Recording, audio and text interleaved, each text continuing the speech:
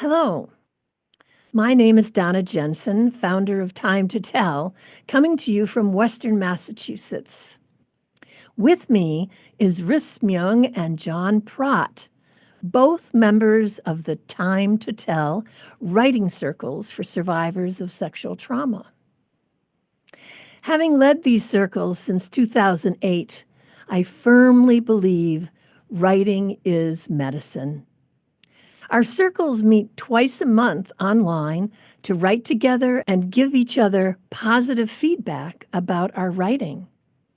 To start, we each light a candle to bring a flame into our writing space, then listen to a singing bowl ring us into silence. We do a mindful exercise midway to reground ourselves. I read a poem or prose to ignite the writing, which we do twice within our 2 hours together in community. We're going to give you a taste of our process today by reading something we've each written and show you how we respond to each other. So, Riss and John, would you introduce yourselves and tell us, why do you write? And John, why don't you go first? Sure. So hello from me as well. Um, I'm John, he, him from Boston. Um, I've been with Time to Tell for maybe 2 years, maybe a little more. And at Time to Tell, I discovered that I enjoy writing. Before that, I would write for business, but writing gives me freedom. I read somewhere that writing poetry gives you freedom from words. So I find the freedom to write what needs to be told without having to stick to any presumptions or any structure. It's just total freedom. So it's wonderful. Thanks, John. And Riss, welcome. Yeah. Thanks, Donna. Hey, John. My name is Riss. I use she, her pronouns. I'm based in the Bay Area, California. I'm a traditional Chinese medicine apprentice, a mind body coach, a consultant for nonprofits. And I started writing as young as I can remember. Writing was my sanctuary, it was my safe place. And it's really beautiful to see my writing evolve. It's just a beautiful portal into my own growth trajectory and healing. Well, thank you, Riss. And I'll just say a little bit about I've been writing since the 1970s, which is a long time ago. I was in my 20s when I started writing, journaling, really. And after I was doing some therapy around my incest, I started writing right after a session of therapy, and I suddenly realized I was pouring myself out in a way I never had before. And I just kept going and found myself weeping over my words, but feeling better for it. So that's how this whole project got started. And that's a long time ago. So without further ado, why don't we read our writing to you, and you can get a taste of what we do in our Time to Tell circles. And Riss, you're going to start first, and we put the writing right up on the screen so you all can read right along with her. Okay. I've noticed something. I won't let myself take a walk for fun unless I need to get groceries. I won't start my paint by numbers kit unless I can play a podcast in the background. I won't let myself rest unless I've crossed something off my to do list. I live in rigid structures of fear that confine me. My Google Calendar controls me. My life has become a game of Tetris where I fit events into picture perfect squares of 1 hour interval blocks. And on the surface, I seem organized and reliable, trustworthy. After all, I'm a type A eldest daughter of immigrants who has learned to survive by treading water in the deep side of the pool. My identity has been formulated by how useful I can be to others and how efficiently I can do these things. I reached the end of the road. I'm tired. of using efficiency to prevent myself from experiencing pleasure. I'm building myself up to have wants and desires. I'm allowing myself to be human. It's time I learned to swim in the shallow end of the pool where my feet can touch the ground and I can feel the sun kiss my cheeks. I used to see myself as a stagnant object that only acts when someone exerts their own force onto me. But now I'm learning to see myself as my own object in motion that exerts my own force. I am not a wallflower, but a budding plant in the garden of my life. I am the center of my universe and can make quantum leaps in my own nonlinear growth. Oh, thank you, Riss. That was beautiful. John, what stayed with you from this piece? I felt it was a beautiful piece. I could relate to a lot. The readers looking at herself from the outside, the narrator, being able to observe oneself from the outside. This it takes a skill and a lot of experience and a lot of work on ourselves to be able to do that. What I really liked, I liked the imagery of the pool.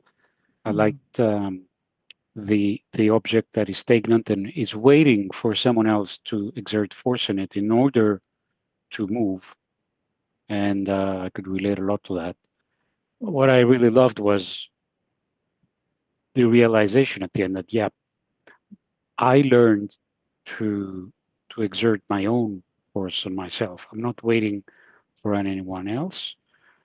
That was a message of hope that someone can do that. Quantum, so physics, but the physics that are not physics, and I'm not linear anymore, and I do whatever I want. It was a beautiful piece. Lots of hope. I could relate to a lot of it. Thank you for sharing. Thanks, John. So, Riss, so much stayed with me. I just want to say, first of all, the whole piece shows a survivor's growth and awareness of the growth. You know, starting with, I noticed something. What really jumped out to me was first being the daughter of immigrants that learned to survive by treading water in the deep side of the pool, and then going and growing to swimming to the shallow end of the pool where my feet can touch the ground and it can kiss my cheeks. That just, it gave me such a chill. I loved it. Thank you so much, Riss. Thank you for listening. All right. So, John, we'll have you read. Okay. For those of us who were touched by evil, who someone tried to wipe us out by what some people call crime, and yet some others do not. Those of us who perhaps looked into the face of the abyss, and then we found the strength to look away, to break the chain. Nonetheless, the darkness follows us as we continue dragging that chain, constant reminders of who we might have been, or perhaps who we partly are. For those of us committed to an insatiable discourse with both fear and evil, the dark, our dark, the one that touched us, committed us to a dialogue for eternity, but also to the wisdom that radiates from it. For by breathing the foul breath of dark, by surviving the freezing, thunderous nights in the mountains, we learn to endure. And we learn to find the beauty that lies in the opposites. In evil hides the sacred, in dark hides the sparkle, in night hides the twinkling star. It is better to live this way than the opposite. We found the light in the darkness, and so don't need dark to find us in our brightness. Let us live with our companions, the wolves of the mountains, the society of weirdos, the black sheep. It is better this way. Oh, thank you, John. Riss, what stayed with you from this narrator? Yeah, there were two main things that stayed with me. The first one was those of us who perhaps looked into the face of abyss to break the chain. I could really visualize that, like looking into a deep void, almost like a black hole, and unflinchingly just being like, I am not going to quiver, I'm not going to back down. And that ties to the other thing that stayed with me, where you wrote, we found the light in the darkness, and so we don't need the dark to find us in our brightness. Yeah. Thanks, John. Good. Thank you. Yeah. Well, first of all, you're such a poet. This narrator is such a poet. The metaphors are just so wonderful. The freezing, thunderous nights in the mountains, the beauty that lies in the opposites. But I really, the chain, we continue dragging that chain. It's a constant reminder of perhaps who we partly are. That just resonated so deeply with me. And I felt brought to a higher place when, at the ending, when the narrator said, "Let us live with our companions." What a wonderful directive. Thank you so much, John. Thank you for the feedback. All right, I'll read. This one's called The Vice. Time was I couldn't find words for how I felt or what I'd been through. When I didn't even know I could search for words. All I had was silence and being silenced.